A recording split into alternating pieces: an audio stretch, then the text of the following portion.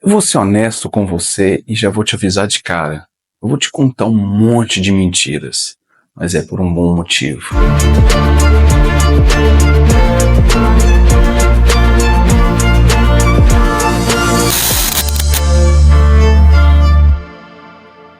Vamos começar do início. Os capacitores são dispositivos eletrônicos presentes em praticamente todos os circuitos. Televisores, celulares, sistemas de armazenamento de energia, rádio, entre outros. O capacitor só tem uma finalidade, que é armazenar energia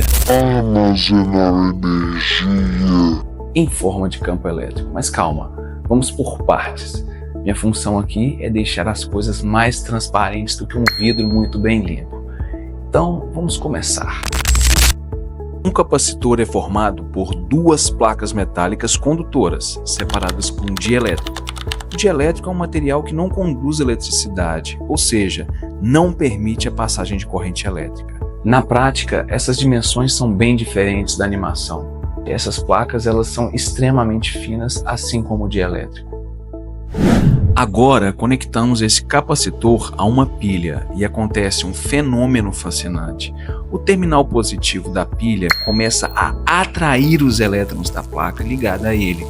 À medida em que essa placa perde elétrons, ela se torna positiva. Esses elétrons são impulsionados pelo circuito para outra placa que vai ficando com excesso de carga negativa. Com o tempo, essa diferença de cargas gera uma diferença de potencial entre as placas, igualando-se à diferença de potencial da pilha. Nesse momento, a corrente para.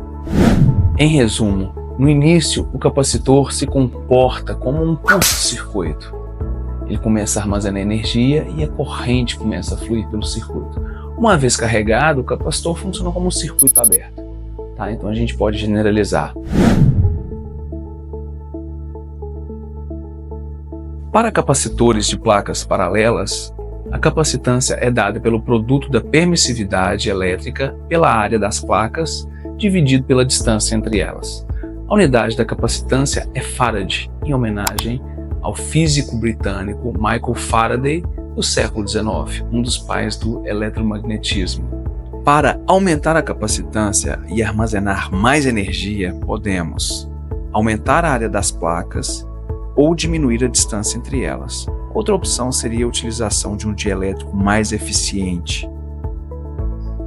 Por isso que existem diferentes tecnologias de capacitores.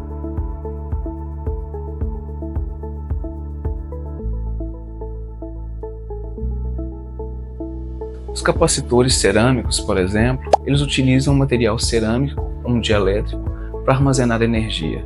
Eles funcionam muito bem em alta frequência.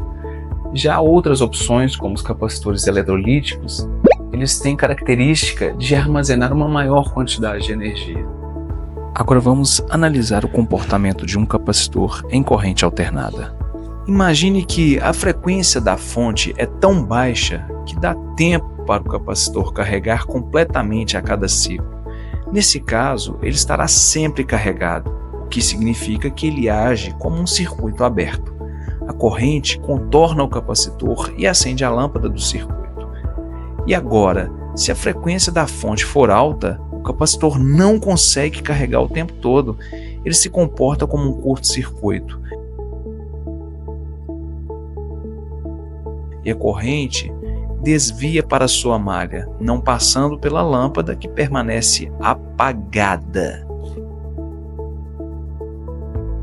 Esse princípio é utilizado para os filtros de sinais, como filtros passa-alta, filtros passa-baixa, filtros passa-faixa, entre outras características.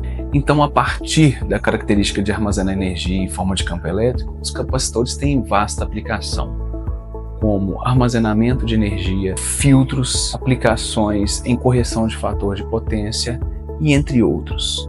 Lembra que no início do vídeo eu disse que contaria um monte de mentiras? Pois é, não existe isso do polo positivo da pilha arrancar os elétrons da placa que passam pelo condutor e se acumulam do outro lado da placa do capacitor. Na verdade,